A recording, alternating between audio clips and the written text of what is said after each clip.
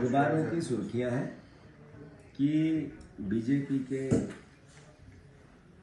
एक नेता योगेंद्र सिंह सोलंकी ने एक बेटी के साथ बलात्कार किया। हम बार बार इस बात को कह रहे हैं कि सरकार रोज 17 मिनट में एक मध्य प्रदेश में बलात्कार होता है। यानी अल्टीमेटली अराजकता है, अद्भुत सरकार का फेल्यूर है। और मोहन यादव चूंकि गृह मंत्री है, उसके बाद भी किसी प्रकार का कोई प्रयास इन घटनाओं को रोकने के लिए नहीं हो रहा है। 10 दिन पहले बालाघाट में एक शिक्षिका के साथ बीजेपी के नेता ने रेप किया था। अक्टूबर में महू में सेना के जवानों के साथ 2 महिलाओं का केस बहुत चर्चित हुआ, उसमें बीजेपी के नेताओं के रिश्तेदार सामने आए थे। दतिया में बीजेपी से जुड़े नेताओं ने 3 अन्य लड़कों के साथ मिलकर 2 बहनों के साथ जाति की एक के साथ सामूहिक बलात्कार किया। उस समय भी नरोत्तम मिश्रा के मुंह पे दही जम गया था। नौकरी दिलवाने के बहाने जबलपुर में 28 वर्षीय युवती का मामला बलात्कार में आया था, जो व्यापारी प्रकोष्ठ के शशिकांत सोनी बीजेपी के जबलपुर के नेता थे, उनके खिलाफ ये एफआईआर दर्ज हुई थी। ऐसे बैतूल में 58 साल के पूर्व एल्डरमैन और भाजपा नेता रमेश गुला ने 13 वर्ष की बच्ची के साथ रेप करते हुए उन पर आरोप लगे थे और गिरफ्तार हुए। आखिरी में जनता ने उनको जलाने की कोशिश की। निवाड़ी की एक युवती है, बीजेपी नेता ने पूर्व सरपंच केशव यादव ने सरकारी आवास दिलाने का झांसा देकर उसके साथ जाति की।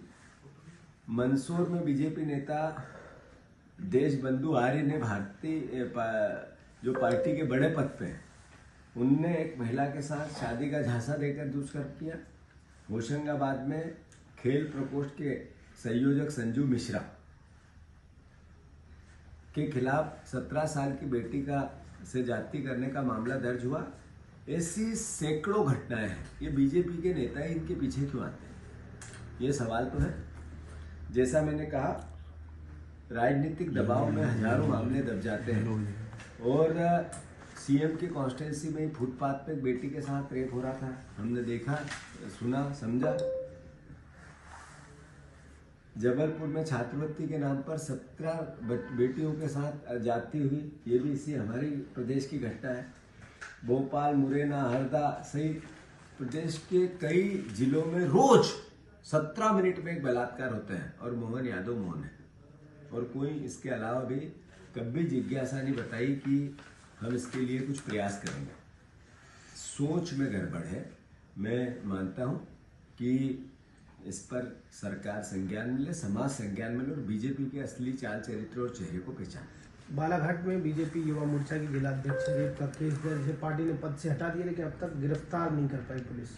मैंने कहा ना, बीजेपी के नेता कुछ करे अपराध, बेटियों के साथ जाति करे, बलात्कार करे, करप्शन करे, एक पे भी बीजेपी का रिएक्शन नेगेटिव नहीं आता है कि उनके साथ हम कानून का काम करें, उनको बचाएं कैसे, इस पर पूरी बीजेपी लग जाती है। मैंने कहा ऐसे जितने मामले हैं उनको, अभी ये सोलंकी का भी जो केस है, 5-10 नेता लग गए होंगे उनको बचाने के लिए।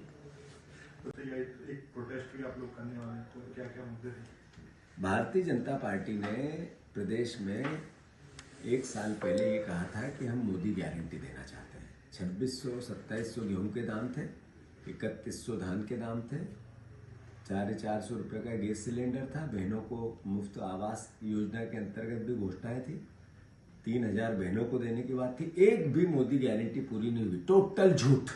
और शिवराज जी ये झूठ लेके दहेज में चले गए, वहाँ संसद में, वहाँ कृषि मंत्री बन गए, वो रोज झूठ वहाँ बोलते हैं।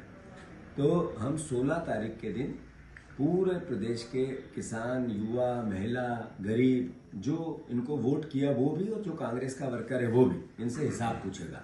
जवाब दो, आप कब दोगे, क्यों नहीं दिया, और नहीं दोगे तो चैन से आप सरकार चला कैसे सकते हो। कांग्रेस का दायित्व है।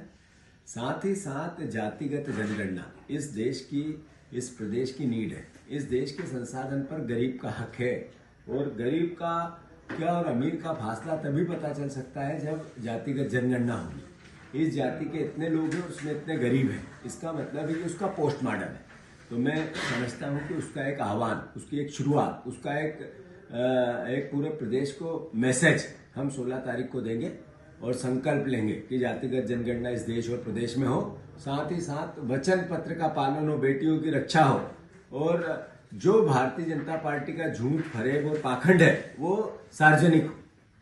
क्या लगता है किसी भी प्रयास में कोई भी दोषी हो, अपराध अपराध होता है, शासन ने करना चाहिए। ऐसी जो गतिविधि कोई हो जो किसी भी प्रकार का क्राइम करे, कानून को अपना काम करना चाहिए। कल आपने सिंधिया जी को लेकर क्या बोला? बीजेपी ने खंडन किया है कि सिंधिया जी तो जनसंघ के जमाने से उनका परिवार जुड़ा रहा है, उन्होंने पार्टी के साथ पूरी ईमानदारी बरती। नहीं, मैंने कुछ नहीं बोला। एक बुजुर्ग मेरे पास आए 1 साल पहले की चिट्ठी लेके, उन्होंने कहा कि ये सिंधिया जी के पास में पैसे खर्च करके दिल्ली गया, उन्होंने चिट्ठी लिखी पर कलेक्टर ने उनकी भी नहीं सुनी। तो मैंने ये एहसास कराने की कोशिश की कि जिन्होंने ये कहा था कि सम्मान के से बड़ा राजनीति नहीं होती है, और जिन्होंने कहा जिंदा हो तो जिंदा रहना नजर आना चाहिए, तो ये जिंदे तो हैं पर चिट्ठी में 1 साल से अमल नहीं हुआ है ना, जिंदा नजर नहीं आ रहा है। ये विचार था, मैंने वो उसको तरीके से पेश किया। मुख्यमंत्री कह रहे हैं कि जो रतलाम की घटना को लेकर राज्यसभा में इमरान प्रतापगढ़ी ने चर्चा की मांग की है। रतलाम में नहीं, बात सही है कि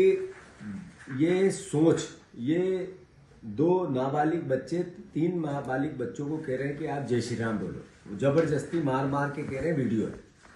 तो आखिर भगवान राम का नाम लेने के लिए भगवान राम ने कभी किसी को ये नहीं कहा कि मुझे जोर जबरदस्ती से हो। ये करवाने वाले हैं कौन, ये सोच कौन सी है, विचार कौन सा है, और उसी विचार से के कारण ये स्थिति बन रही है।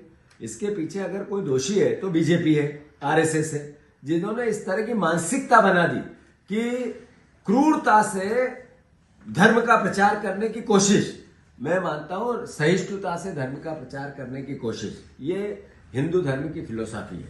और मैं मानता हूं कि इस तरह की घटनाएं अगर बढ़ रही है तो जो जिनने की वो तो दोषी है, पर ये सोच भी दोषी है।